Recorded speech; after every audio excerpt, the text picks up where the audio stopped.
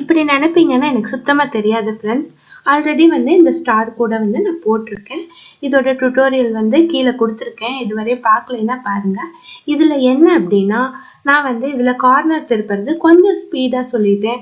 அதனால நிறைய சகோதரிகள் கார்னர் திருப்புறது எனக்கு ஸ்பீடா போயிடுச்சு, சரியாவே எனக்கு புரியல அப்படின்னு சொல்லி கமெண்ட் பண்ணிட்டாங்க. ஸோ அதனால கார்னர் திருப்புறது மட்டும் இந்த வீடியோல சொல்றேன்.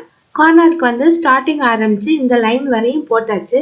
இந்த கூடையில வந்து ஒரே ஒரு ஒயர் தான் வந்து நம்ம பேஸ்ல போட்டிருக்கோம். அதை சுற்றிலும் தான் நம்ம போட்டு வர போறோம். ஸோ அதனால கார்னர் திருப்புறது ரொம்பவே ஈஸி தான். இந்த ஒரு ஒயர்ல வந்து இந்த ரன்னிங் ஒயர் வருது பாருங்க, இதை வந்து ஃபர்ஸ்ட் ஃபோல்டு பண்ணிக்கணும்.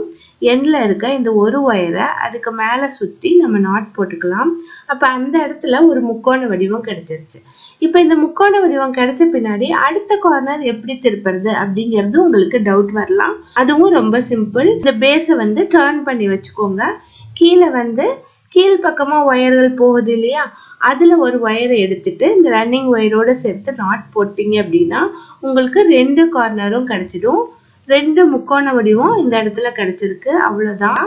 இனி வந்து கண்டினியூஸா நம்ம போட்டு வரலாம். அடுத்த கார்னரும் இதே மெத்தட் தான்.